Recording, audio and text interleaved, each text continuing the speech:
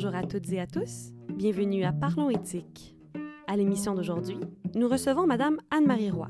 Nutritionniste diplômée de l'Université Laval, elle prône une alimentation végétale, éthique et éco-responsable depuis maintenant 30 ans. Madame Roy est à l'origine de plusieurs mouvements et associations pour la promotion du régime végétalien. Parmi eux, le PAN franco-canadien des lundis sans viande, la Coalition pour des cours de nutrition à l'école, l'Association végétarienne de Montréal, l'Association des professionnels de la santé pour l'alimentation végétale ou encore le mouvement Qui est végé. Elle est également co-auteure du livre Végétarien mais pas légumes. En plus de recevoir de nombreux patients et patientes en consultation, elle passe son message à des milliers de personnes par le biais de conférences, d'articles et d'entrevues. Elle est l'instigatrice de la Clinique Renversante, un programme éducatif de 12 semaines qui accompagne les gens dans leur virage végétal pour que celui-ci se déroule de manière optimale. Sa mission est de démontrer qu'avec une saine alimentation, il est possible de prévenir et parfois même de renverser plusieurs troubles de santé comme le diabète de type 2, l'hypertension, les maladies cardiovasculaires, etc. Au cours de l'émission, nous démystifierons certaines idées reçues sur le végétalisme qui effraient certains d'entre nous à faire le pas. Nous discuterons également des différents enjeux éthiques liés à l'alimentation, comme le lien avec la pandémie actuelle, le lobbyisme des grandes corporations, l'orthorexie ou encore la délicate question de la relation entre la santé et l'obésité. Bonne écoute.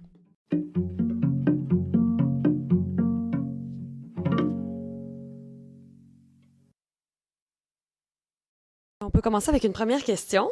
D'abord, vous pourriez peut-être présenter ce que vous faites dans la vie. Vous êtes nutritionniste, mais en quoi ça consiste plus précisément? Puis ensuite, aujourd'hui, on veut parler des régimes alimentaires, puis plus précisément du régime alimentaire végétalien. Donc, ça pourrait être deux bonnes définitions qui nous mettraient d'aplomb, si vous voulez définir ce qu'est un régime alimentaire, puis ce qu'est un régime alimentaire végétalien.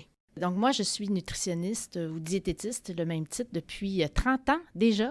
J'ai étudié à l'Université Laval, à Québec, justement, et j'ai pratiqué, moi, sur l'alimentation végétale depuis donc 30 ans. Je suis une des pionnières, je dirais, au Québec. Et depuis 10 ans, je fais ce qu'on appelle la clinique renversante. J'ai créé un programme éducatif qui permet aux gens de faire un virage végétal, mais de le faire en toute sécurité. Donc, ça s'adresse à qui? À des gens qui ont des problèmes de santé, qui veulent renverser leurs problèmes de santé, comme le diabète, l'hypertension, peu importe. Mais ça peut s'adresser autant à des gens qui veulent faire le virage végétal ou qui sont déjà dans l'alimentation végétale, mais qui veulent être sûrs de bien le faire. Donc, moi, mon but, c'est vraiment de faire en sorte que les gens vont s'alimenter de la bonne façon pour être sûrs qu'ils vont avoir des bons résultats de santé. Donc, c'est un programme éducatif qui se fait en petits groupes et c'est sur une durée de 10 à 12 semaines. Là, c'est sûr qu'en temps de COVID, on a adapté nos choses sur le web. Donc, c'est quelque chose qui se fait sur une longue durée et en petits groupes. Donc, c'est quand même une initiative un peu avant-gardiste, je vous dirais, mais ça fait 10 ans. En général, l'approche, c'est plus de faire du 1 à 1, mais moi, j'ai réalisé avec les années, ça faisait quand même déjà un bon 20 ans que je pratiquais déjà, et j'ai réalisé que cette approche-là serait bonifiée en ayant des groupes, puis en ayant peut-être d'autres aspects qu'on rajoute, parce que l'aspect, on va en parler, j'imagine, l'aspect environnemental, l'aspect éthique, l'aspect cuisine, quand on rajoute ça, ben là, on obtient vraiment des meilleurs résultats. Il ne s'agit pas juste de compter les nutriments dans la diète de quelqu'un, par exemple, mais de changer son mode de vie pour l'articuler autour d'un régime sécuritaire. Exactement. J'adore l'idée de ne pas compter parce que moi, il n'y a personne qui compte. Et ça, c'est quelque chose qui fait en sorte que les gens abandonnent des fois des changements d'alimentation parce que c'est trop compliqué, ils doivent compter. Moi, je dis toujours, on n'a pas à être des comptables alimentaires, on a juste à être des bons juges alimentaires. Donc, moi, je les amène à bien choisir ce qu'ils mangent, mais quand on choisit bien, on n'a plus besoin de compter. Et ça, je pense que c'est une des choses qui fait que les gens continuent dans cette approche-là parce que c'est pas compliqué. Il faut que ça soit simple. Ça, c'est une des choses qui est importante. Il faut que ça soit simple, sinon les gens abandonnent. Là, vous vouliez qu'on qualifie ou qu'on définisse c'est quoi tous les termes qu'on va utiliser aujourd'hui, là? C'est ça, bien justement, si un régime, pour vous, c'est pas nécessairement une question de compter, comment est-ce qu'on comprend ce qu'est un régime alimentaire? Comment on le définit? Puis, vous parlez d'un régime alimentaire végétal, on a dit végétalien. Donc, qu'est-ce que ça implique?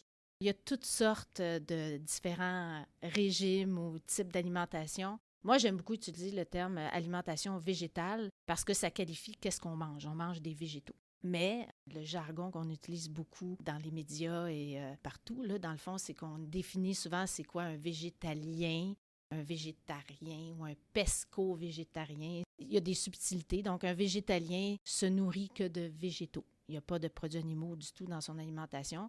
Un végétarien peut incorporer parfois des produits laitiers, des œufs. Un pesco-végétarien va incorporer aussi du poisson. Mais là, il y a toutes sortes d'autres régimes. On parle de flexitarisme, on parle d'alimentation keto. Il y en a de toutes sortes. High carbs, low carbs, high fat, low fat. Il y en a tellement. Mais moi, j'aime bien simplifier ça et de dire que moi, mon but, c'est d'amener les gens à incorporer le plus de végétaux possible. Excellent. Puis, vous avez mentionné aussi l'importance de faire ce virage-là de façon sécuritaire. Donc, quels pourraient être les potentiels écueils à éviter pour quelqu'un qui souhaiterait justement faire un virage vers une alimentation végétale? Puis, comment éviter ces écueils? Comment éviter ces dangers?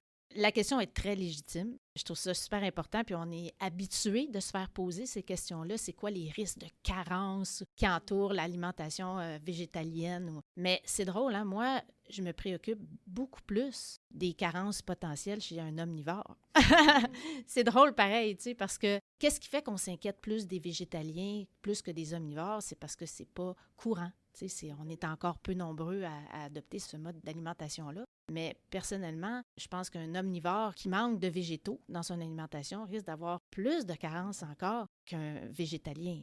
On parle beaucoup des fameuses protéines, on parle du calcium parce qu'on est habitué d'entendre ces termes-là.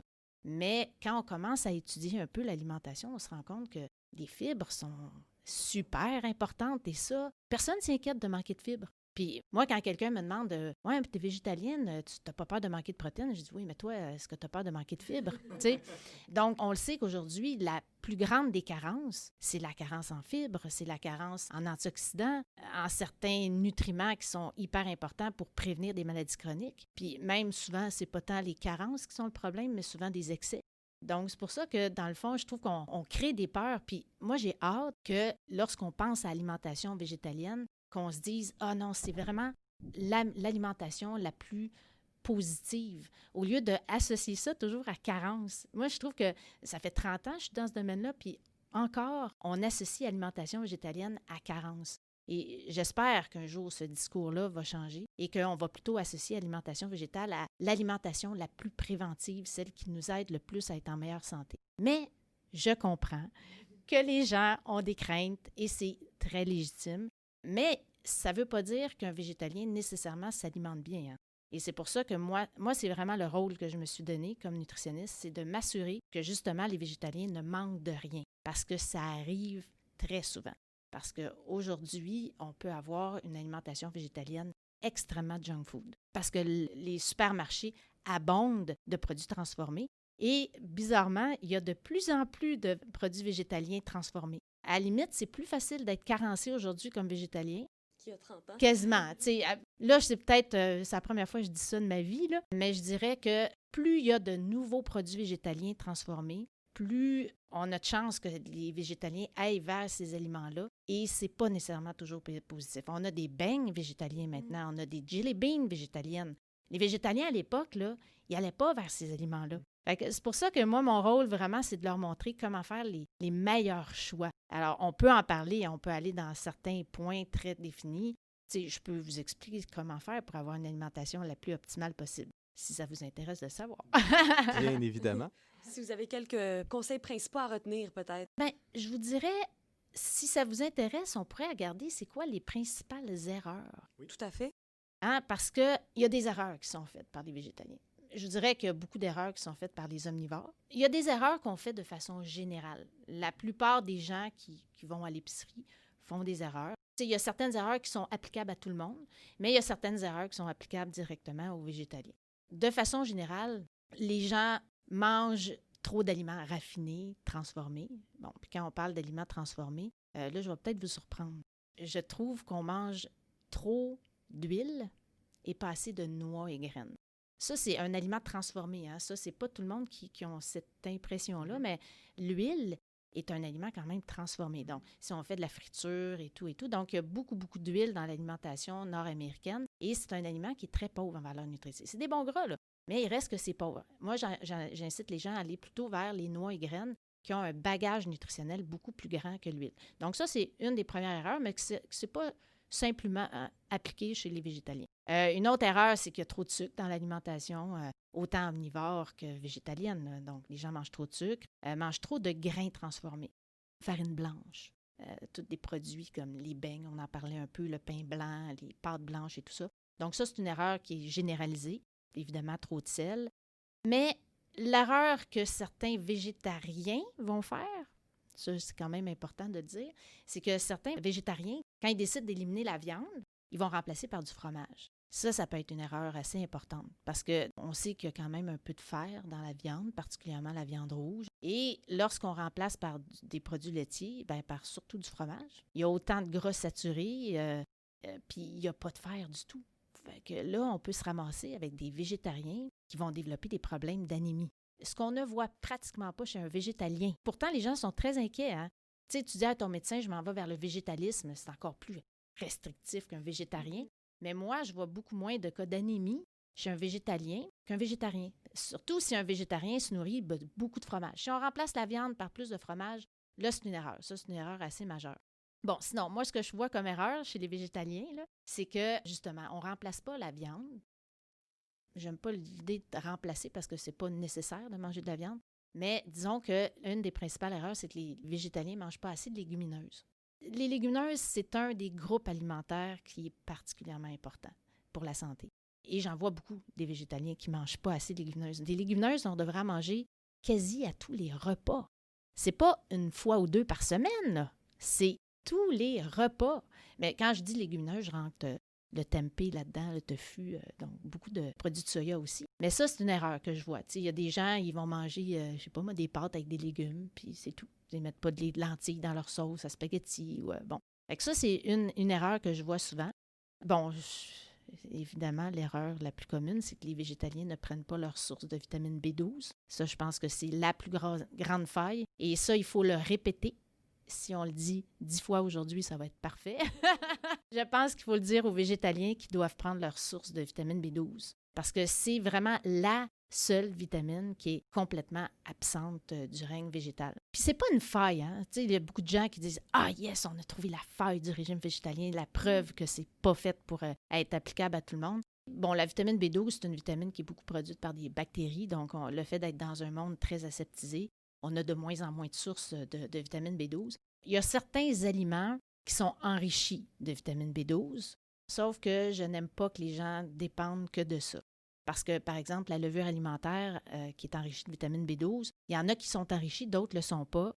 Si on a laissé traîner notre levure alimentaire à la lumière trop longtemps, elle a perdu de sa vitamine B12. Donc, tu sais, il y a plein de petits détails comme ça, puis il faut être très rigoureux. Moi, je préfère dire aux gens, regardez, cassez-vous pas la tête, prenez un supplément. C'est très simple, on est sûr de ne pas avoir de carence en B12. Donc, c'est, dans le fond, très simple. C'est un supplément de cyanocobalamin, parce qu'il y a plusieurs formes de vitamine B12. Et si on ne prend pas la bonne forme, on risque de se tromper. Donc, il faut prendre un supplément de cyanocobalamin, 2000 microgrammes par semaine ou 50 microgrammes par jour. Ça, c'est les dernières recommandations officielles.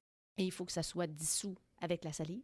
Donc, une pilule qu'on avale tout rond risque d'être moins efficace qu'une pilule qui se dissout dans la bouche ou un supplément qui est liquide. Ça, je vous dirais, ça, c'est une des pires erreurs que les végétaliens font. Imaginez, un végétalien là, qui mange tout bien, mais qui fait une carence en B12, ça gâche tout.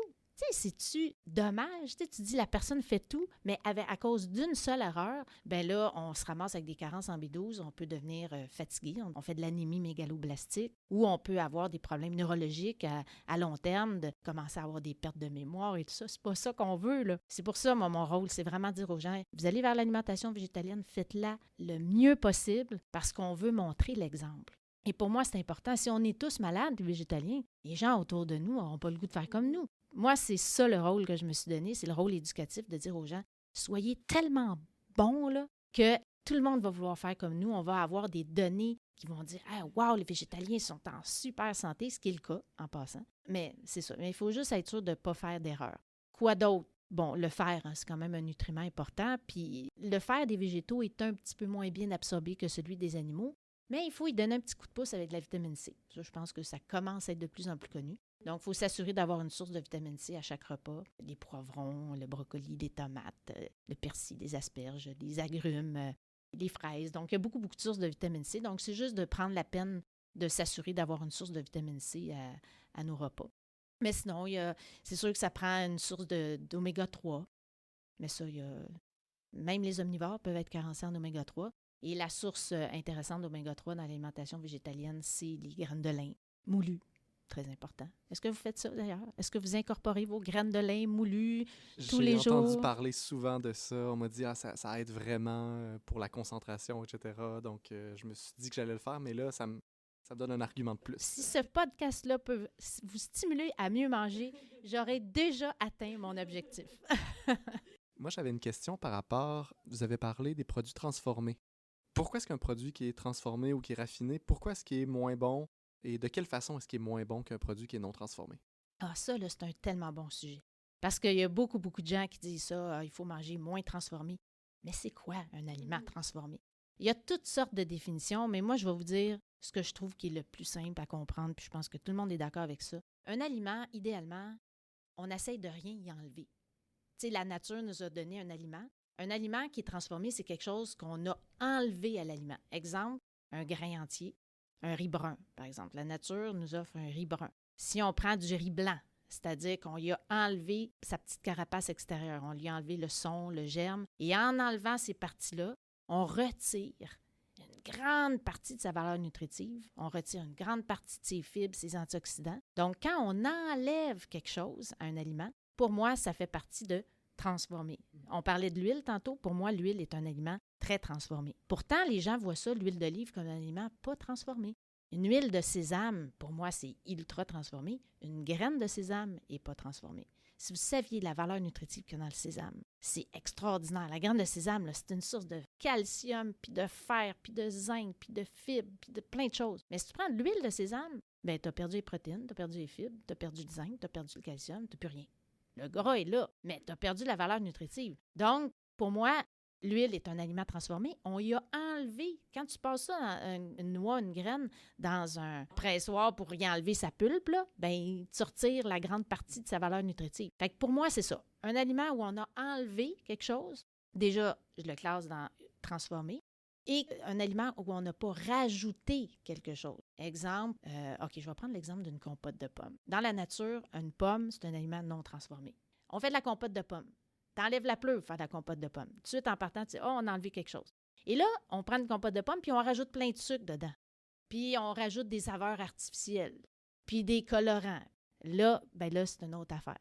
Pour moi, un aliment qui n'est pas transformé, c'est un aliment qu'on n'a rien enlevé, puis qu'on n'a rien rajouté. Ça, je pense qu'on peut tous s'entendre là-dessus. Par contre, il y a des subtilités. OK, je vais prendre l'exemple d'un beurre d'amande. Tu dis, bon, on prend des amandes, puis on les broie. Est-ce que vous considérez ça un aliment transformé ou pas? Je pense qu'il y a certains beurres d'amande ou beurre d'arachide qui rajoutent des huiles en plus. Oui, mais mettons, là, tu regardes les ingrédients, c'est marqué juste amande. Il n'y a rien d'ajouté, pas de sucre, pas d'huile. C'est tout. C'est marqué amande, rôti, c'est tout. Peut-être dans le processus, on fait ressortir... le beurre est forcément plus huileux que les amandes rôties elles-mêmes. Peut-être que dans le processus, on fait ressortir... C'est là où il y a des petites subtilités. Pour moi, un beurre d'amande, quand les gens mangent un beurre d'amande, je suis satisfaite. Je me dis, c'est... Quand même, on a pris une amande dans son entièreté, on l'a broyée. De broyer un aliment, tu n'y enlèves rien. Fait que pour moi, un beurre d'amande, c'est faiblement transformé, dans le sens qu'on l'a broyé. Mais c'est sûr que si on a fait rôtir l'amande avant, bien là, ça se peut. Là, il y a une certaine perte quelconque. Et on l'a broyé. Puis souvent, ça, c'est quelque chose qu'on ne pense pas. Le fait de broyer, des fois, ça peut être négatif. OK? Exemple, un grain. Tu prends un grain, tu le broies en farine. Bien, malheureusement, lorsqu'on le broie en petites particules très, très finement, on décompose sa structure et ça fait en sorte qu'on l'absorbe beaucoup plus rapidement. Donc ça, de plus en plus, ce qu'on dit aux gens, c'est essayer de vous défariner. Donc moi, j'incite les gens à aller vers des aliments végétaux. le moins transformé possible, même le moins broyé possible. C'est sûr qu'on va broyer, quand on fait des recettes et tout ça, on fait un hummus, on va broyer des légumineuses. Mais voyons, un smoothie. T'sais, on n'a rien enlevé à un smoothie, on met des fruits, puis on n'a absolument rien enlevé, on n'a rien rajouté. Fait que ça, c'est génial. Donc, il y a des subtilités. C'est pour ça que ça prend un cours de nutrition. C'est sûr qu'aujourd'hui, vous n'aurez pas un bac en nutrition avec un podcast. C'est pour ça que moi, je fais une formation sur 10 à 12 semaines pour aller chercher les petites subtilités. Il y en a plein. Mais on commence par les gros morceaux, puis après ça, on raffine tout le temps. Mais moi, c'est ça mon but, c'est d'amener les gens à être très rigoureux au niveau de leur santé. Puis ça ne me surprendrait pas qu'on arrive à un des sujets qu'on avait prévus, parce que là, on parle de plus en plus d'orthorexie, là, tout ça. Parce que moi, j'aime bien que les gens soient quand même connaissants en nutrition pour pouvoir l'appliquer dans leur vie de tous les jours puis être en santé la plus optimale possible. Fait que moi, je ne pense pas créer dans ma pratique des orthorexiques. Moi, je pense que je crée des gens connaissants en nutrition. Puis plus on a de connaissances, plus on a le goût après ça de le mettre en pratique. Moi, je crois beaucoup à l'enseignement. Je crois beaucoup à l'éducation. Moi, c'est ça. Je trouve que le gros manque dans notre société, présentement, au niveau de l'alimentation, c'est un manque d'éducation. Ça m'amène justement à une prochaine question, parce que justement, vous avez mentionné plusieurs erreurs qui peuvent être faites par les personnes omnivores, comme végétariennes ou végétaliennes. Puis vous parlez justement de l'importance de la connaissance puis de l'éducation. Je voulais vous demander, est-ce que vous pensez qu'il circule de la désinformation actuellement dans le domaine? Je vous vois, j'imagine la réponse va être oui. Puis c'est un peu dans cette optique-là qu'on pensait parler de la question de l'orthorexie, qu'on pourrait définir comme un trouble mental qui pousse les personnes qui en sont atteintes à porter une attention excessive à leur alimentation, puis éventuellement à restreindre leurs apports nutritifs jusqu'à un point où ça va leur être dommageable pour leur santé. Donc, je me demande peut-être justement cette question de désinformation qui peut entraîner certains troubles. Je te dirais, bon, il y a deux parties à ta question. Premièrement, la désinformation, ça, c'est évidemment avec les réseaux sociaux d'aujourd'hui, il y a immensément beaucoup de désinformation. Et c'est pour ça que je trouve que les gens sont de plus en plus mêlés. Il y a beaucoup, beaucoup de confusion. De plus en plus. Là, 30 ans, là, les informations ne circulaient pas comme aujourd'hui. Je trouve qu'il y avait moins de gens mêlés à l'époque qu'aujourd'hui.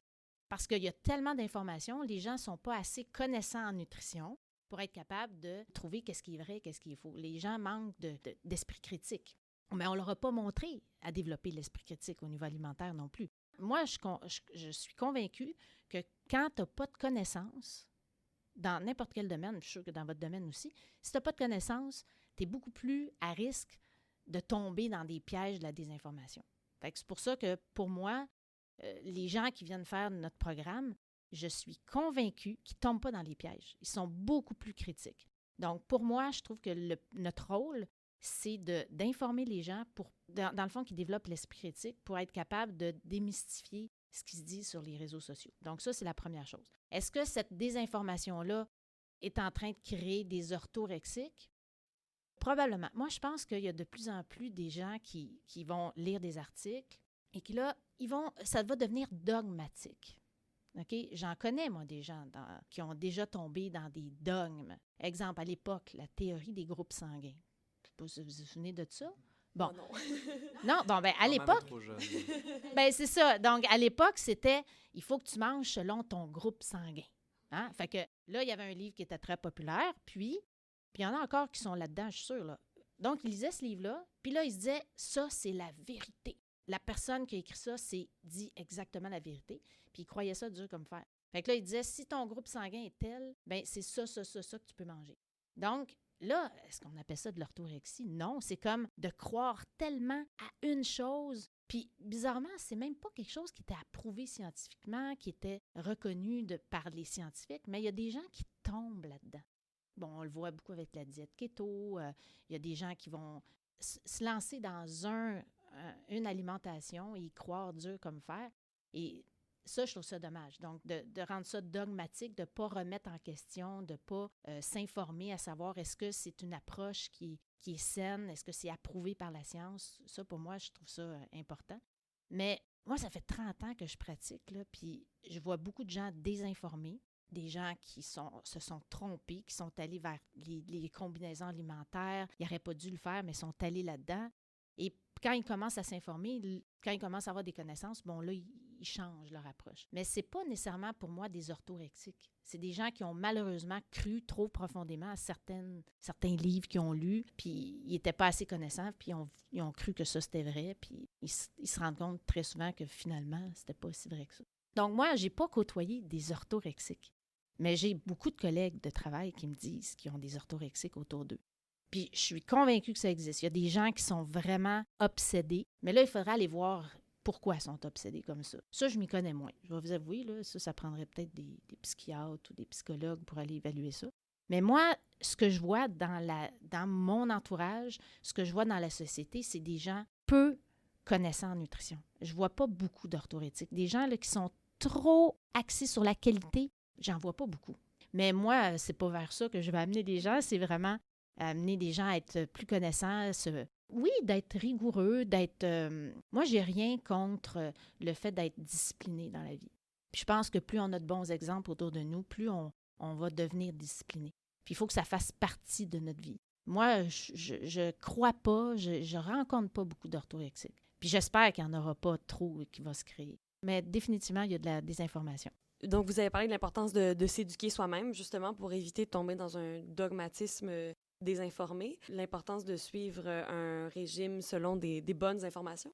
Quels facteurs, selon vous, devraient influencer la façon dont on mange? Est-ce que c'est purement nos connaissances sur la santé qui devraient décider de notre régime? Est-ce que pour vous, on devrait plutôt d'abord orienter notre régime en fonction de l'éthique, par exemple, la raison pour laquelle on pourrait aller vers un régime végétal, puis ensuite s'adapter pour qu'il soit santé? Est-ce que la dimension du plaisir, est-ce que la dimension sociale devrait être prise en compte aussi? Est-ce que ce serait tous ces facteurs-là en même temps ou il devrait en avoir un principal? Enfin, je vous laisse la question ouverte. Oh, grosse question!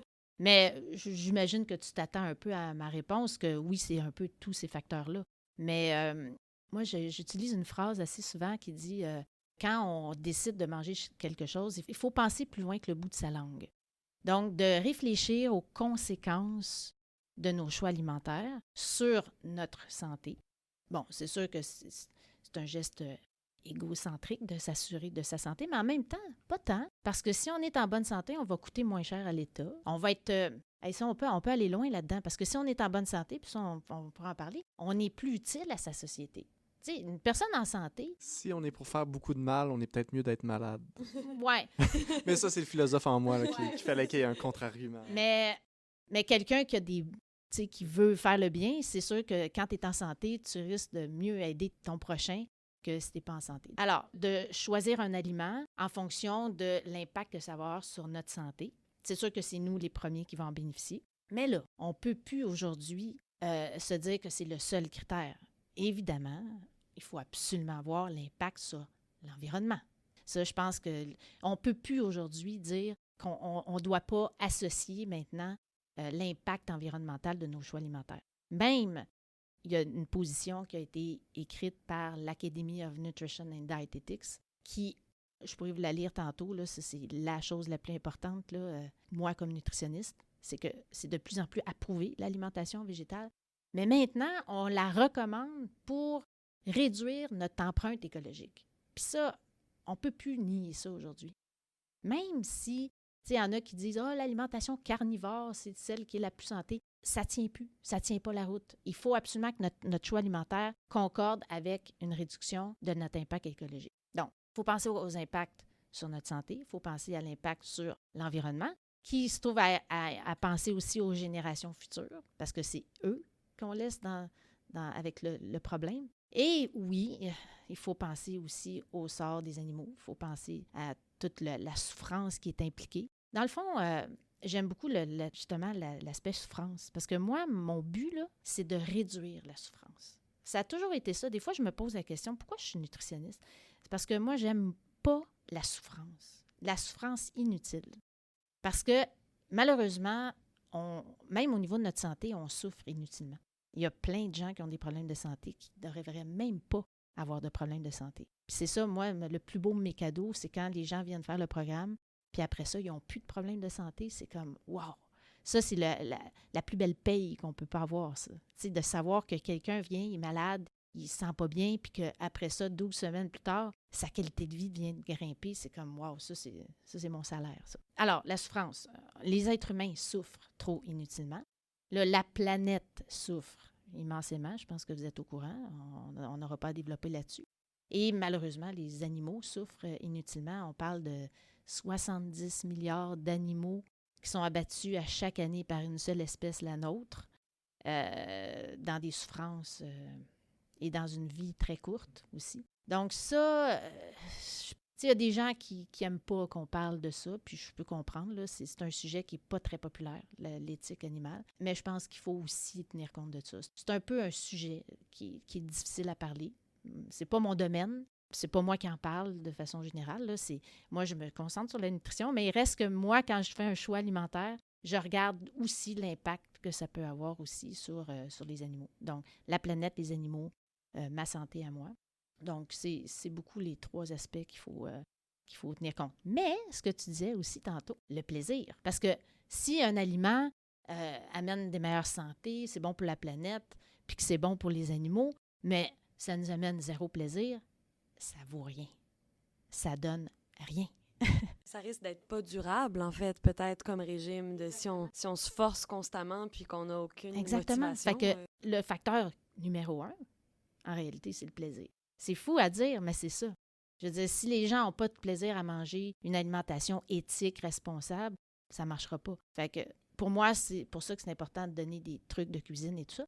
Puis ça m'amène à un exemple assez intéressant. J'ai donné un cours aux étudiants en droit à l'université dans le cadre d'un cours sur le droit animal. Puis les étudiants venaient me voir à la fin et disaient « Hey, on les a tous, les arguments. Là. Hey, l'argument éthique, on les a. Argument environnemental, là, tu viens de donner les arguments diététiques.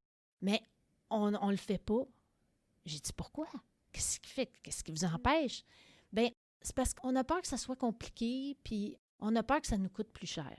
C'est là qu'on voit que même si les arguments là, sont là, si on a peur que ça soit compliqué, que ça soit pas bon, que ça coûte trop cher, on le fera pas. Fait que c'est pour ça que, pour moi, l'aspect pratico-pratique, l'aspect gustatif, il faut absolument en parler.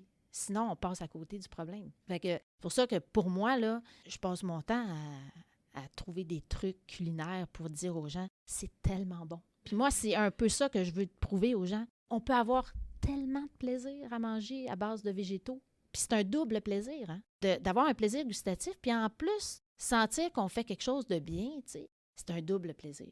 Puis c'est plate de manger quelque chose puis avoir de la culpabilité avec. Si quand tu manges quelque chose puis tu dis « Hey, wow, en plus, je contribue à une meilleure planète, je vais être en meilleure santé, j'aide les animaux, pourquoi pas? » Donc moi, c'est un peu mon deuxième rôle, montrer aux gens comment bien le faire, mais pour que ça soit agréable, pour que ça soit plaisant. Puis les gens pensent que c'est plate manger des végétaux. Et ça, c'est notre responsabilité, là, de dire aux gens, non, au contraire, c'est hyper goûteux, là. C'est même meilleur, en tout cas à mon avis. Là. Moi, je trouve ça meilleur. Et tantôt, il y a une question, la question de qu'est-ce que la santé? Parce qu'on a parlé de santé comme absence de problèmes de santé, alors qu'on peut définir la santé de façon un peu plus positive. Donc, vous voyez la santé de quelle façon? Peut-être de façon un peu plus Là, tu me demandes moi, là, hein, oui, ma définition, parce que la vraie définition de la santé, je ne sais pas si vous êtes allé voir, l'Organisation mondiale de la santé l'a définie, là, qui est un état complet de bien-être physique, mental, social. C'est pas juste pas être malade, là. C'est un état complet de bien-être. Si on regarde le ministère de la Santé et des Services sociaux, ils ont rajouté que ça représente aussi des capacités des capacités physiques, psychiques et sociales, des personnes qui permettent d'agir dans leur milieu et d'accomplir leur rôle. Tu vois, hein, ça revient un peu à ce qu'on disait tantôt. Donc, si tu es en bonne santé, ça va te permettre d'accomplir ce que tu veux faire dans la vie. La Charte d'Ottawa, je suis allée voir qu'est-ce qu'il disait, que ça permet de réaliser ses ambitions et de satisfaire ses besoins. Fait que, c'est quand même plus positif, là. Mais moi, souvent, je remarque que les gens qui sont en santé, c'est des gens qui ont beaucoup d'énergie. Souvent, les gens me disent ça après avoir changé leurs habitudes alimentaires. « Ah, j'ai plus d'énergie, je dors mieux. » Souvent, c'est un signe, c'est quelqu'un qui ne prend pas de médicaments, en général. Ça peut être quelqu'un qui a une super longue liste de médicaments. Tu dis « Ouais, cette personne-là n'est peut-être pas en super santé. » Bon. Et en général, une personne qui est en santé va être plus heureuse. Et ça fait partie des chartes du bonheur. Je suis allée voir, l'ONU a déclaré c'était quoi le bonheur. Et je ne me souviens pas c'est dans quelle position, là, mais je sais que la santé fait partie des critères de bonheur. Fait que être en santé, ça nous mène à être plus heureux. Qu'est-ce que de plus positif que ça, là? J'avais des questions aussi par rapport à des populations particulières. Comme par exemple, au niveau de la santé, on a des personnes qui sont vieillissantes et on dit «Ah, je vieillis, c'est normal, j'ai besoin de médicaments, c'est normal, j'ai besoin de ci». Est-ce que si on avait une alimentation qui était parfaite, est-ce on aurait ces indicateurs-là de santé, de vieillissement qui seraient aussi accentués que ce qu'on voit présentement? C'est sûr que l'alimentation, là, ça fait partie des critères qui nous mènent vers une bonne santé. Tu sais. En vieillissant, c'est pas normal d'avoir à prendre des médicaments. On voit ça. On voit ça des gens qui vieillissent et qui prennent de plus en plus de médicaments. Mais ça, c'est pas ça qu'on veut. C'est sûr que si on a des bonnes habitudes de vie, en général, on va mieux vieillir. Ça, on a des études scientifiques qui démontrent ça, sans aucun doute. Mais ce n'est pas une assurance à 100 là. Pour moi, c'est de toujours mettre le plus de chances de son côté. D'avoir des bonnes habitudes de vie, c'est pas une assurance. Moi, je dis jamais, si vous mangez ça, vous êtes garanti, vous n'aurez pas de diabète. Non, c'est pas ça. Mais tu mets plus de chances de ton côté. C'est comme rouler sur l'autoroute. Tu peux bien ne pas être attaché, rouler à 150 km/h, puis jamais avoir d'accident. Mais tu as moins de risques si tu t'attaches, puis tu roules à 100. Donc, pour moi, c'est un peu ça, avoir des bonnes habitudes de vie, c'est de minimiser les risques d'avoir des problèmes de santé en vieillissant. Et ça, ce qui est le fun, c'est qu'on a maintenant des études qui ont été faites sur des populations dans le monde. Avez-vous entendu parler des zones bleues? Non. Ça vous dit rien, ça? Il y a 5 régions dans le monde où on vit longtemps, où il y a beaucoup, beaucoup, beaucoup de centenaires. On vit passé 90 ans, mais pas juste qu'on vit, on vieillit, on vit vieux, mais c'est qu'on vit surtout avec une belle qualité. J'ai l'impression qu'il y avait une place en Italie, Oui. puis au Japon. Et J'en connais deux. Okinawa. Oui, c'est ça. Mais il y a Loma Linda, en Californie, où on a beaucoup, beaucoup des Adventistes du 7e jour. C'est une religion où on leur demande souvent de réduire leur consommation de viande pour des questions religieuses, là. Fait que Loma Linda, il y a beaucoup d'études qui ont été faites là-bas parce qu'il y a tellement de gens végétaliens dans ce coin-là. Là. Fait que c'est vraiment intéressant. Donc, il y a 5 régions. Il semblerait qu'il y en a une 6e, mais je ne le sais pas encore. Mais ce qui est intéressant, c'est de voir qu'est-ce qu'ils ont en commun, ces gens-là. Puis ça a été beaucoup étudié. Puis c'est souvent des gens qui vivent en famille, c'est des gens qui sont actifs, c'est des gens très engagés socialement, ils ne fument pas, c'est toutes des bonnes habitudes de vie. Là. Mais au niveau alimentaire, c'est des gens qui se nourrissent principalement de végétaux. Souvent, 90% des fois, leur alimentation va être des végétaux. Donc, principalement des végétaux. Et c'est des gens qui mangent des légumineuses très régulièrement. Fait que c'est pour ça qu'on dit que les légumineuses, c'est un prédicateur de survie important sur la planète. Mais les végétaux, de façon générale, plus on en mange, plus on est en bonne santé. Fait que c'est pour ça que je dis aux gens, arrêtez d'avoir peur, là.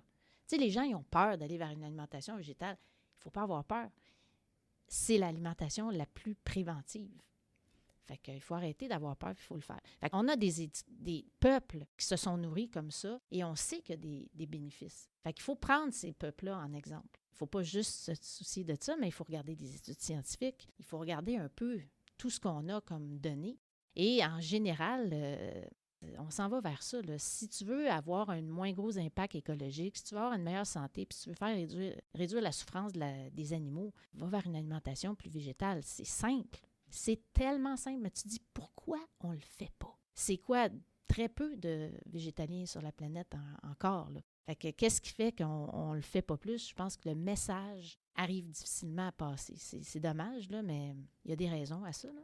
Ben, le guide canadien avait 4 groupes alimentaires, mais peut-être tu es trop jeune, Romane. Peut-être que tu t'en souviens pas. Ah non, tu t'en souviens? Où il y en avait 2. Un qui c'était des produits animaux, c'est-à-dire le lait. L'autre était la viande. Et l'autre moitié était des produits végétaux. Mais là, il y a un gros renversement récemment. Là, tout à fait. Où on fait, OK, on a vraiment fait un tournant le végétal, donc ce qui est intéressant. Ça, là, c'est vraiment positif. Ça, je ne pensais pas le vivre dans ma vie.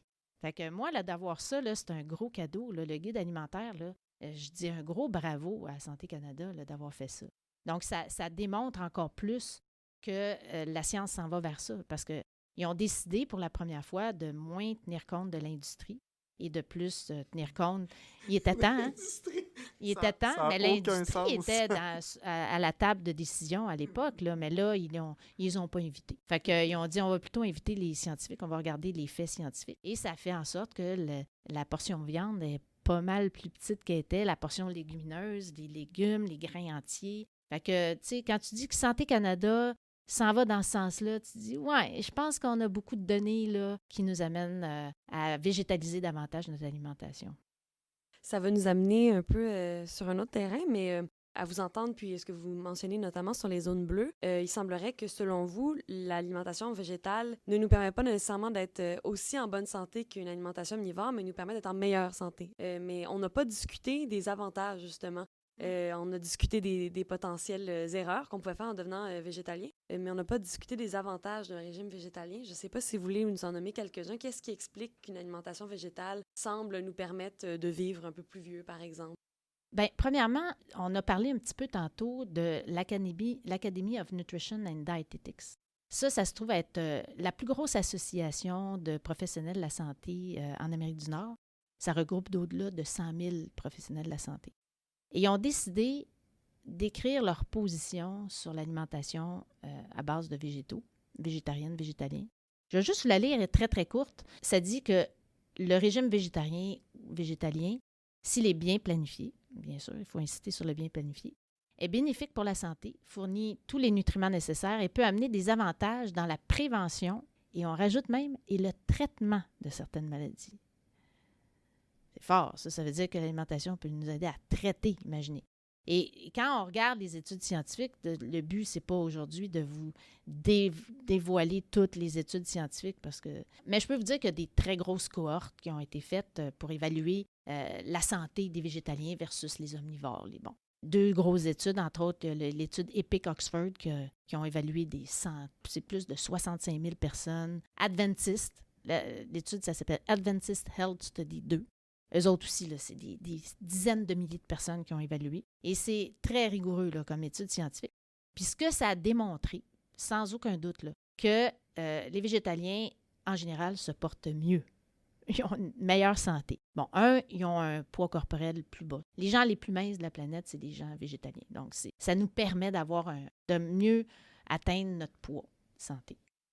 Et en général, on peut dire que les végétaliens ont moins de maladies chroniques. Quand on parle de maladies chroniques, on parle de diabète type 2, maladies cardiaques, l'hypertension artérielle.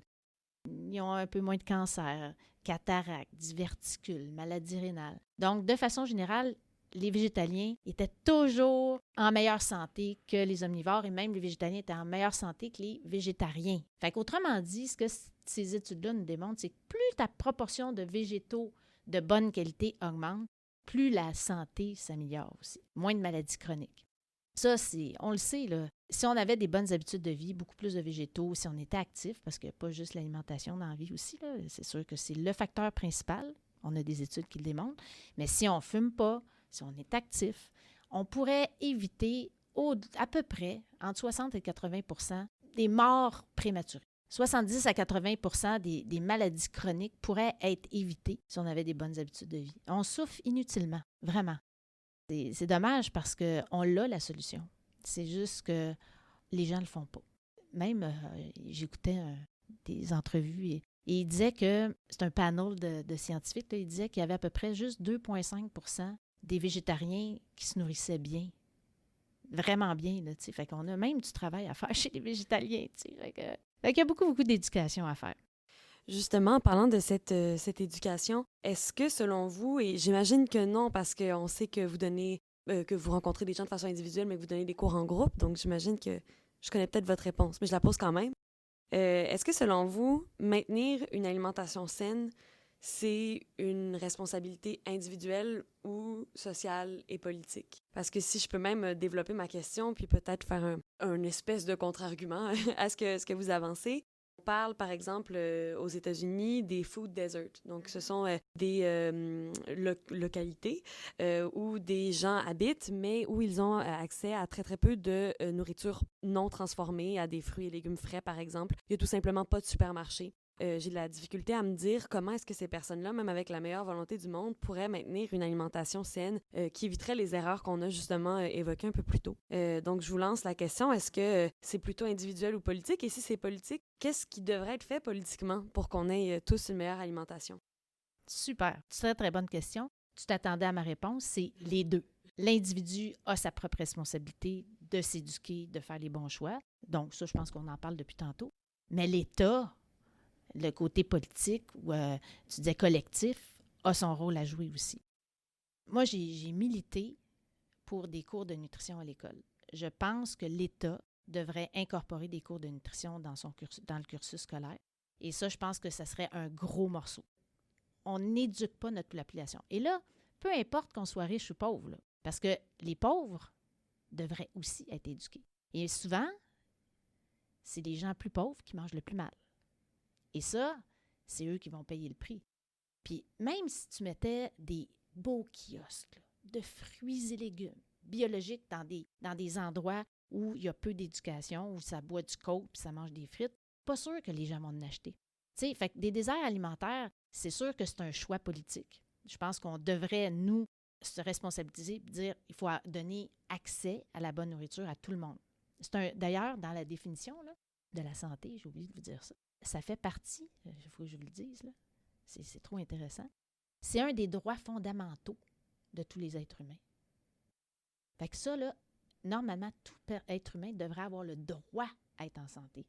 Ça veut dire qu'on devrait, nous, comme société, à donner accès à des bons aliments. Fait que ça, je pense que ça devrait être notre responsabilité. Mais même si on donne accès à des bons aliments, mais que les gens n'ont pas le choix, ça ne donne rien. Fait que c'est pour ça que pour moi, ça revient encore à l'éducation. Fait que j'ai milité, moi, pour des cours de nutrition à l'école. Si vous saviez, j'ai créé une coalition de professionnels de la santé. J'ai fait une conférence de presse pendant une campagne électorale. J'ai payé de ma poche un sondage auprès de la population, leur demandant « Aimeriez-vous ça avoir des cours de nutrition pour vos enfants? » Tout le monde veut. C'est systématique. L'État ne le fait pas. Ils ne veulent pas éduquer la population. L'autre élément que les politiques devraient faire, c'est arrêter la promotion de la malbouffe. Ça, là, ça me fait capoter. Tu dis, 1, on n'éduque pas, puis 2, on permet à l'industrie de faire leur promotion à coût de milliards. Fait que comment tu veux? Tu prends une population pas éduquée, puis super influencée par l'industrie. Comment tu veux? Fait que moi, là, je pense qu'il faut agir pareil comme avec la cigarette. On l'a fait super bien. Avec la cigarette, on a dit, OK, on va éduquer notre population. On a fait des annonces à la télé, les poumons noirs quand tu fumes. Là, hein? Tout le monde sait que c'est pas bon de fumer aujourd'hui. On a fait de l'éducation et on a arrêté toute promotion. Hein? Vous remarquez ça? Plus d'annonces de cigarettes à la télé. Là. Même les événements sportifs ne sont pas commandités par les compagnies de cigarettes. Au dépanneur, est-ce que vous voyez les cigarettes? Cachées. Voyez-vous les tablettes de chocolat? Le coke? Tu sais? Fait que, au niveau bouffe, là, on n'a rien fait. 1, on n'éduque pas. 2, on permet la promotion à des gens super riches de faire leur promotion de la malbouffe. Fait que, regarde, on ne pourra jamais. Il faut passer par réglementer la promotion. Fait que là, tu ne permets aucune promotion à de la malbouffe, mais tu le permets à des fruits et légumes. Là, tu mets des étiquettes là, super attirantes pour les fruits et légumes. Puis la malbouffe, là, tu n'as pas le droit de mettre rien. C'est pas des petits tigres, là. Un petit tigre sur des Frosted Flakes, là. Interdit. Interdit. Tu n'as pas le droit de faire ça. Mais tu as le droit de mettre un petit tigre sur un sac de pommes. Ça, tu as le droit. Mais, tu sais, c'est ça le problème. On a la solution. Puis ça me fait penser aux autos, tu sais. On dit aux gens, arrêtez de prendre l'auto, arrêtez de prendre l'auto. Puis là, tu écoutes la télé, puis tu as plein d'annonces d'auto. On pourrait-tu au moins, comme société, dire, on arrête la publicité des gros chars à la télé? C'est la moindre des choses. Tu dis, comment ça fait qu'il n'y a pas personne au gouvernement qui pense à faire ça? Mais c'est ça. C'est l'argent. Hein? C'est souvent l'argent qui mène le monde. Fait que moi, je pense que c'est réglementer la promotion et, encore une fois, éduquer. Je reviens toujours à ça. Justement, vous avez mentionné, vous l'avez dit vite, mais on pourrait le développer si vous le souhaitez. Ce qui explique pour vous le fait que, justement, il n'y a pas plus d'action politique ou que les gens ne prennent pas la décision d'avoir un mode de vie un peu plus sain. Pour vous, c'est des intérêts financiers principalement ou c'est différent au niveau politique ou au niveau individuel? Ça, c'est moins mon domaine, là, je t'avoue, là, mais on sait que l'argent, c'est les gros lobbies, c'est eux qui financent des fois les campagnes. Comme on vient de discuter à propos du guide alimentaire canadien. Ouais, ça, tu vois, il y a une avancée à ce niveau-là. Ouais, tu me donnes espoir. Il y a un espoir, là, j'ai espoir que ça change, mais on l'a vu au niveau du guide, tu as bien raison, mais j'ai hâte qu'il y ait d'autres choses qui se fassent. Parce que le guide alimentaire, là, c'est beau. Mais moi, ce que je veux que les gens le suivent. Parce que l'ancien guide, là, les gens ne le suivaient pas. Hein? Il était pas pire, l'autre, avant. Hein? Je vais vous avouer qu'il était très bon, l'autre, juste avant. Mais personne ne le voyait, là. C'était un arc-en-ciel. Et le plus gros des arcs-en-ciel, là, le gros arc, c'est les fruits et légumes. Le dernier, le petit, là, le petit arc, là, c'était la viande. Fait que l'ancien guide, là, disait exactement celui d'aujourd'hui, là, que les végétaux devraient être la base de la viande de l'accompagnement. Mais est-ce que les gens le faisaient? Pas en tout. C'est pas parce que c'est un guide alimentaire qui dit quoi manger que les gens vont le faire. Moi, je crois pas à ça. Il faut aller plus loin que ça, là. Le guide alimentaire, c'est un super bon outil, mais il faut aller beaucoup plus loin que ça, là. Il faut éduquer en profondeur. Ça prend plus qu'une heure, là, éduquer les gens. C'est pour ça que moi, j'ai une école de nutrition. Moi, j'ai milité pour des cours de nutrition à l'école. Il n'y en a pas. Fait que j'ai dit, OK, je vais faire mon école. Puis on va parler de plein d'affaires. Pas juste la nutrition. On va parler d'environnement, on va parler d'éthique, on va parler de cuisine. Et c'est ça qui fait que ça fonctionne. Si tu fais juste parler d'une affaire du guide alimentaire, non, ça ne marche pas. Il faut aller plus loin que ça. Nous, à la fin de nos programmes, là, si vous saviez comment les gens sont transformés, là, c'est fou, là. Puis ils deviennent même, là, on a eu une étude scientifique qui a été faite à la clinique. Il y a des chercheurs de l'Université de Sherbrooke qui sont venus ils sont venus évaluer notre programme. Ils ont capoté. Ils ont dit, coudonc, à la fin de vos programmes, vous avez des activistes. On crée des activistes, pas des activistes de la cause animale, là, des activistes de la saine alimentation écologique, responsable. Puis là, ils font la promotion de ça parce qu'ils y croient. Fait que quand tu éduques les gens, là, en général, ils le mettent en pratique. Puis justement, l'intérêt d'avoir une approche comme la vôtre, c'est d'aller changer les habitudes puis la vie en détail pour que l'alimentation devienne plus aisée, si je comprends bien. Puis vous faites aussi, vous faites ça en groupe. Est-ce qu'il y a un avantage à faire ça en groupe? Est-ce que quand les gens sont ensemble, il y a plus de solutions qui surgissent? C'est dans le dialogue? C'est facile d'aborder plusieurs facettes d'une même réalité? Hein? Déjà, hein, tu as une idée que ça peut aider, hein? Mais oui, c'est sûr. Puis on a regardé des statistiques, là. Puis ce qui fait que les gens abandonnent leur alimentation saine, végétale, c'est parce qu'ils se sentent tout seuls. Fait que ça, là, veux pas, hein, ça m'a toujours fait réfléchir. Je me suis dit, OK, on va faire ça en groupe. Et ça fait toute la différence. De faire un changement en groupe, c'est tellement plus fun. On a tellement de fun. On rit, là, dans nos cours. On a du fun. Les gens ont hâte de retrouver leur gang. Fait qu'il y a un esprit de communauté. Et c'est tellement important d'ajouter l'aspect communauté. Moi, quand je faisais de l'individuel, j'avais des résultats, là, mais jamais comme quand tu fais ça en groupe. Puis tu peux rejoindre bien plus de personnes en plus. Non, moi, je crois beaucoup à l'approche de groupe. Puis en plus, quand les gens ont des effets positifs, là, fait qu'il y en a un, il lève sa main et dit « Hey, moi, là, depuis que je mange sainement, là, je dors tellement mieux. Puis avant, j'avais plein de douleurs, telle place, puis là, j'ai plus de douleurs. » Fait que l'autre à côté, il entend ça. Hey, ça le stimule, hein? Fait qu'il y a un esprit de collaboration, de communauté qui est irremplaçable. On crée des petites familles. C'est comme une grosse famille d'entraide. Puis en plus, ça crée de l'engagement. Pour moi, je crois beaucoup à l'engagement, là. Pas nécessairement au mariage, là, mais quand tu t'engages à faire quelque chose auprès d'un groupe, ben, tu es plus porté à le faire. Tu es engagé à rencontrer ta gang une fois par semaine, ben, tu es plus porté à le faire. Tu es moins porté à abandonner. Ce qui fait que les gens abandonnent, c'est qu'ils se sentent trop tout seuls. Ça, c'est un des facteurs hyper importants, ça, l'esprit de communauté. Je comprends assez bien pourquoi est-ce que ça peut aider. Si je parle d'une expérience personnelle, je suis végétarienne, mais j'ai aussi des allergies. Puis aller manger en dehors de chez moi, que ce soit chez quelqu'un ou dans un restaurant, c'est toujours très compliqué. Mais le moment où on mange avec d'autres gens, c'est un moment où on crée des liens. Puis la nourriture, c'est aussi quelque chose de tout à fait culturel. C'est un moment où on peut retrouver les gens autour de nous. Est-ce que vous pensez justement à cet aspect culturel dans votre cours ou est-ce que vous pensez que c'est quelque chose qui peut peut-être ralentir la promotion d'une alimentation végétale? Je sais pas du tout ce qu'il en est au Québec, ce que les gens pensent de l'alimentation végétale, mais est-ce que vous pensez que ça peut être un frein? Le fait que ça peut être plus ou moins mal reçu, que ça peut nous éloigner de certaines personnes parce qu'on peut moins manger avec elles? Je dis souvent que la plus grande des souffrances, là, quand on va vers une alimentation végétale, c'est la souffrance sociale. Parce que souvent, les gens, c'est ça, quand ils ont fait le choix d'avoir cette alimentation-là, puis là, après ça, il y a des fois, c'est pas tout le temps, mais des fois, il peut y avoir certaines confrontations dans leur milieu. Fait que ça, c'est vrai, ça peut être quelque chose qui est difficile. Puis les gens n'aiment pas ne pas faire partie d'un groupe. Souvent, on mange d'une certaine façon parce que tout le monde mange. C'est beaucoup d'entraînement social dans notre société. On mange de la viande parce que tout le monde en mange. Fait que ça, c'est un entraînement social. Alors oui, manger, c'est un geste très culturel. Mais moi, je pense que ça peut changer la culture. Tu sais, il y a quelques années, personne ne recyclait. Aujourd'hui, ça fait partie de la culture de recycler. Fait que la culture, ça change. Oui, manger du pâté chinois, c'est culturel. Mais moi, j'aimerais bien ça que le pâté chinois aux lentilles devienne aussi culturel. Tu sais, pourquoi ça ne pourrait pas changer? Moi, je crois que la culture, ça change. À l'époque, les femmes n'avaient pas le droit de voter. C'était la culture.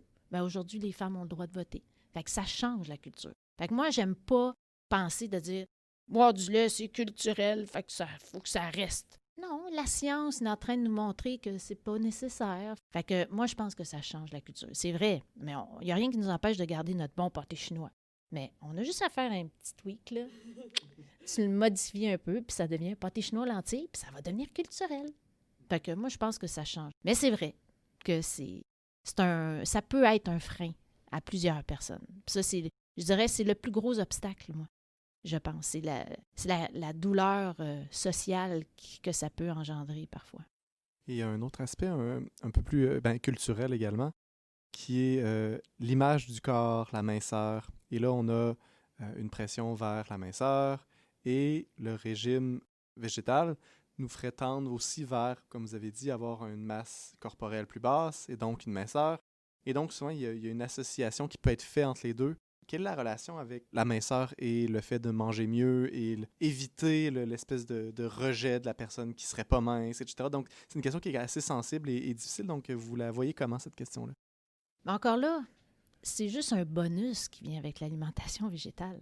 Quand tu manges des bons végétaux, en général, les gens perdent du poids, là. Je veux dire, c'est logique, là, hein? C'est très mathématique, là. Tu sais, quand tu manges plus de fruits et légumes, il y a tellement d'eau dans les fruits et légumes.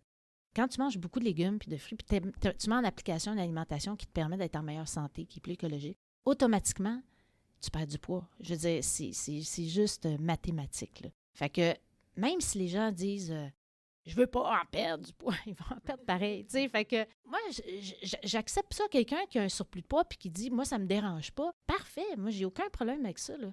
Mais moi, j'aime bien aider les gens à être en meilleure santé. Puis ça donne que si tu manges pour être en meilleure santé, bien, ça va faire en soi que le poids va baisser. Je veux pas que les gens deviennent obsédés par ça. Mais moi, j'aime ça, aider une personne qui a un surplus de poids à aller réduire son poids, pas en souffrant, pas en devenant obsédé, en faisant juste des meilleurs choix alimentaires. C'est pas une obsession. Moi, il y en a qui disent, qui revendiquent le droit à être en surplus de poids. J'ai pas de problème avec ça, mais on le sait qu'il y a quand même des conséquences santé à avoir un surplus de poids. Fait que pour moi, ma responsabilité comme professionnelle de la santé, c'est de les aider à perdre du poids parce que je sais pertinemment qu'ils vont être en meilleure santé. Peu importe l'image, là. Notre focus devrait être, OK, si tu perds du poids, tu vas avoir moins de risques de cancer, tu vas avoir moins de risques de diabète, tu vas avoir une meilleure qualité de vie en vieillissant. Pas par l'image. C'est pas surtout ça. Pensons-le comme si tu perds du poids en mangeant sainement, tu vas juste avoir une meilleure qualité de vie. Ça devrait être ça, notre focus, plutôt que de dire « Ah, l'image! » Oublions l'image. Pensons la santé. Pensons l'environnement. Tu prends quelqu'un de base, tu dis « Regarde, mange de façon écologique. » Ils vont perdre du poids. C'est pas « Mange telle affaire pour maigrir. » Non, mange-les pour l'environnement. Puis ils perdent du poids automatiquement. Fait que pour ça que moi, c'est pas mon objectif là, de dire on va prendre des gens gros, on va les faire maigrir. Non, c'est pas ça. En ayant une alimentation plus santé, ça vient avec. Ça, c'est comme les performances sexuelles. Allez-y. On n'avait pas de questions là-dessus.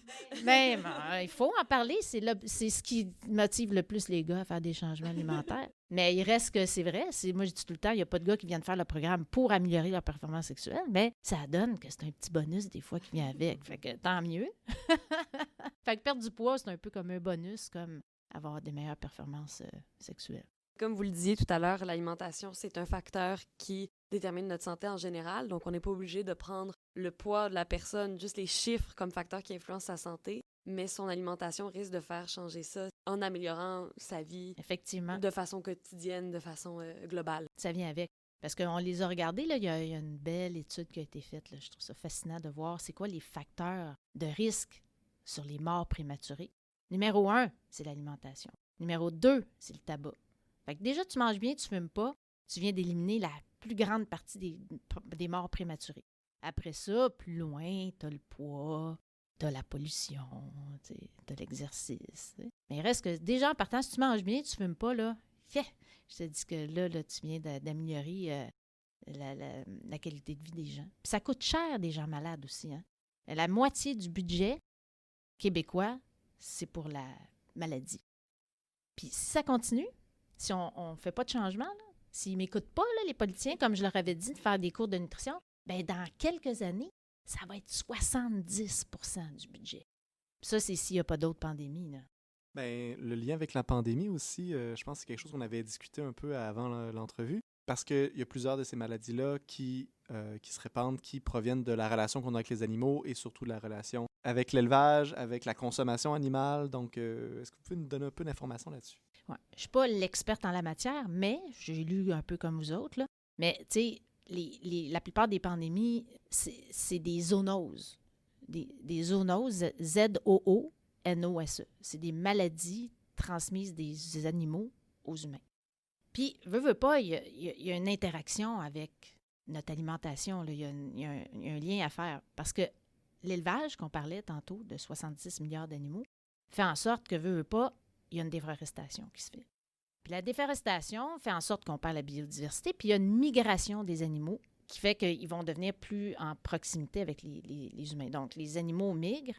Puis là, en détruisant leur habitat, en les entassant dans l'élevage, ça crée du stress pour eux autres. Puis quand les animaux sont plus stressés, ils sont plus malades. Ils sont plus à risque de développer des maladies infectieuses.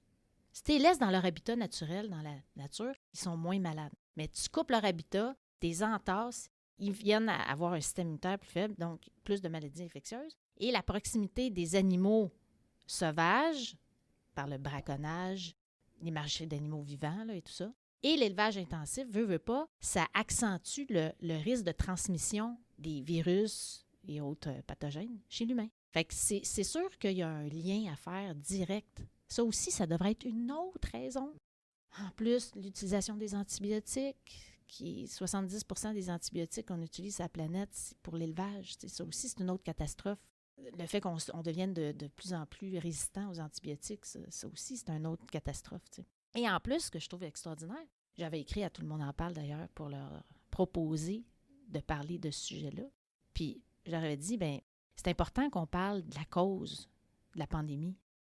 Puis de parler du lien avec l'alimentation, parce que veut pas, en changeant notre alimentation, on va avoir moins de problèmes des changements climatiques, qui va faire en sorte que on va créer moins de problèmes de transmission et tout ça. Mais il y a aussi le fait que, je ne sais pas si vous avez remarqué, mais les gens qui sont morts de la COVID, c'était des gens qui étaient souvent malades aussi. Donc, il y avait des facteurs de comorbidité. Diabète, hypertension, obésité. Bon, fait que tu dis, si tu changes tes habitudes alimentaires, bien, tu risques d'avoir moins de facteurs de comorbidité, fait qu'on va avoir moins de morts. Fait que là aussi, il aurait fallu qu'on en parle, le rapport avec le changement climatique, et que si on continue dans cette voie-là, il risque d'avoir d'autres bactéries, d'autres virus qui vont être encore plus mortels. Fait que c'est pour ça qu'il y a une urgence là, d'en parler là. J'espère qu'on va apprendre de cette crise-là, mais j'aimerais ça qu'on en parle plus dans les médias, du lien entre notre alimentation et ce qu'on vit présentement. Ben, en fait, moi, j'avais quelques questions sur la nutrition. Parce que je vais être papa très bientôt. Moi et ma conjointe, on est végétalien. Et là, durant le temps qu'elle est enceinte, elle se sentait moins à l'aise d'être végétalienne parce que là, ça pourrait avoir des impacts sur le bébé. Est-ce que vous avez un peu d'informations là-dessus? Mais ça, là, je te dirais, c'est une des pires craintes, là, parce que tu dis, bon, si je mange végétalien puis il y a des conséquences sur moi, c'est pas si pire, mais si ça a des conséquences sur mon bébé, là, c'est encore pire. Fait que, souvent, les gens ils se font dire que c'est des parents irresponsables parce qu'ils ne donnent pas la bonne alimentation à leur enfant. Mais, la position que j'ai dit tantôt de l'Academy of Nutrition and Dietetics disent que l'alimentation végétalienne, elle est tout à fait idéale pour toutes les périodes de la vie. Autant chez un bébé un enfant, une femme enceinte, un sportif, une personne âgée, c'est bon pour tout le monde. Je veux dire, il n'y a pas de contre-indication à une alimentation végétale pendant la grossesse ou chez un nourrisson. C'est tout à fait adapté pour eux autres. C'est juste qu'il faut bien le faire, il faut juste bien le planifier. Il faut être sûr que le bébé va avoir, ou la maman va avoir sa vitamine B12 pendant sa grossesse. Puis c'est important de s'assurer que tout est là. Mais il y a des parents irresponsables qui ont eu un bébé, puis ils ne l'ont pas allaité, puis ils ont donné du lait de riz au lieu du lait maternel. Fait que le bébé est mort. Fait que là, qu'est-ce que vous pensez qui a été dit dans les médias? Des parents végétaliens ont fait mourir leur bébé. Fait que, tu sais, il y a toujours des cas comme ça, là, de parents irresponsables qui ont fait des mauvais gestes, mais si tu donnes tous les bons éléments, puis je te donnerai tous les trucs, tu vois le programme, puis ça va te permettre au contraire, donner l'exemple à tes enfants, puis leur donner le maximum de nutriments pour être en bonne santé. Il n'y a aucune contre-indication à faire un bébé 100% végétal. Dans l'exemple que vous mentionnez justement des parents qui ont nourri leur enfant au lait de riz, vous mentionnez un tollé médiatique autour de l'alimentation végétale. Est-ce que vous sentez, parce que ça fait 30 ans que vous militez, enfin vous êtes activiste, est-ce que vous sentez qu'il y a une hostilité dans la population québécoise ou nord-américaine envers le végétalisme? Puis est-ce que vous pensez que c'est une hostilité qui est plutôt en croissance ou en décroissance ou sans changement? Il y a des gens qui sont hostiles à ça. Parce qu'effectivement, quand on regarde des fois des discussions sur les réseaux sociaux, il y a beaucoup de gens qui sont fâchés. Mais je pense de moins en moins, quand même. Il y a une ouverture de plus en plus grande à l'alimentation végétale. On parle de sujets aujourd'hui qu'on ne parlait jamais, là, 20 ans, 30 ans. Là. Fait qu'il y a une grande ouverture. Ils en ont parlé à Boucardiouf dernièrement. Tu dis, wow, ils font leur thème d'émission là-dessus. Donc, moi, je sens qu'il y a une plus grande ouverture. Oui, il y a des gens qui sont fâchés. Il va tout le temps en avoir parce qu'ils résistent au changement. Mais quelqu'un qui est fâché, c'est un très bon signe. Ça, c'est signe qu'il y a un malaise. Quelqu'un qui rit, c'est une autre histoire. Quelqu'un qui rit de toi, ça veut dire que la personne est très, très loin de changer. Je ne sais pas si je lis, il y a une phrase que je trouve super cute qui s'appelle Arthur Schopenhauer. Oui, c'est un philosophe, oui. Tu connais? C'est un philosophe. Vous l'avez connaissez peut-être, cette phrase-là, qui dit « Toute vérité », ou on pourrait dire « Tout mouvement franchit 3 étapes. D'abord, elle est ridiculisée. Ensuite, elle subit une forte opposition. Puis, elle est considérée comme ayant toujours été une évidence. » T'sais? Fait que je pense que c'est ça qu'on est en train de vivre avec l'alimentation. Fait que quelqu'un qui le ridiculise, c'est-à-dire qu'il est une étape encore avant. Donc, quand c'est rendu qu'il y a une opposition, tu dis « Yes, sir! » On est rendu à l'autre étape. Là, la prochaine étape, c'est qu'à un moment donné, l'alimentation va devenir comme une évidence, l'alimentation végétale. Puis on est plutôt en train de passer collectivement du côté de l'évidence, selon vous. De ce que vous dites avec le rapport, par exemple, de l'association... Oui, de l'Academy of Nutrition and Dietetics. Merci. Ouais, bon, on est quand même encore loin, mais on s'en va vers. Je suis positive, mais un petit peu découragée des fois. Mais moi, je pense qu'il y a un gros aspect de résistance qui est en lien avec l'idée d'homme et de masculinité en général.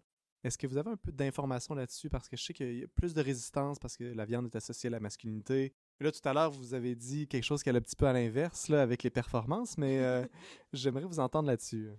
Mais c'est vrai, hein? Longtemps, on associait la viande à la masculinité, à la force. Mais là, on a des documentaires qui arrivent et qui sont en train de changer. Vous avez sûrement entendu parler du film The Game Changer, qui là, on voit les hommes les plus forts au monde être végétaliens. Et ça, là, ça tombe parfait. C'est pile poil pour justement faire changer les mentalités des gars. Et si vous saviez le nombre de gars qui ont décidé d'aller vers une alimentation végétale depuis ce film-là, parce que là, ils se sont fait dire « Ah ouais, finalement, on peut manger des végétaux puis être fort comme ça. » Fait que là, ça a déboulonné des mythes, là, c'est hallucinant. Fait que ce film-là, là, c'est génial. L'avez-vous vu? Moi, je l'ai vu, oui. Ouais. Fait que ça, il est très critiqué, ce film-là, mais il reste qu'il a été efficace pour ça. Puis je pense que c'était le but du film, d'aller chercher les gars. Parce que là, on avait on a bien des filles, là. Tu sais, les filles sont bien sensibilisées à la santé, puis tout ça. Mais on avait plus une réticence auprès de certains gars, pas tous les gars. Mais certains gars avaient peur de manquer de force là, s'ils devenaient végétaliens. Mais là, ce film-là vient de changer complètement la mentalité. Est-ce que tout est parfait dans ce film-là? Peut-être pas, mais il reste que le but qu'il y avait a été atteint, je pense. Mais est-ce que vous auriez un mot de la fin, un conseil particulier, un conseil qu'on pourrait donner à une personne qui s'intéresserait au régime végétalien puis qui hésiterait à faire le saut?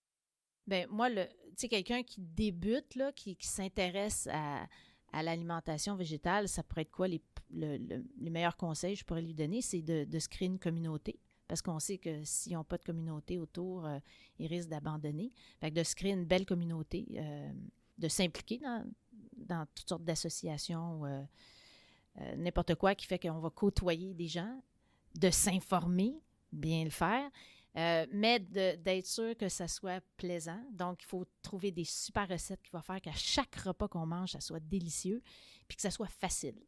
Si c'est trop compliqué, les gens vont abandonner. Donc, il faut que ça soit bon, facile. Il faut faire les bons choix, être informé et s'assurer d'avoir une bonne communauté alentour de nous pour être sûr qu'on n'abandonnera pas. Tu sais, tu dois être un modèle. Moi, je dis toujours ça aux gens. Dites-vous, on n'est pas nombreux. Donc, chaque végétalien, pour moi, est un modèle. Si toi, tu es malade, là, tout le monde va te pointer du doigt. C'est parce qu'il est végétarien qu'il est malade. Fait que moi, c'est pour ça. Je pense que là, c'est beau, t'es jeune, là. Mais si tu manges de la malbouffe toute ta jeunesse puis que tu te ramasses à 50 ans, bien, ça se peut que tu aies des problèmes de santé. Puis ça tu n'auras pas atteint l'objectif de militantiste. Donc, moi, je pense que plus on est en santé, plus on va donner le goût aux gens autour de nous de faire le changement aussi. Fait que je te mets cette responsabilité-là sur les épaules. Donc, ben, merci beaucoup, puis peut-être à une prochaine fois. J'espère.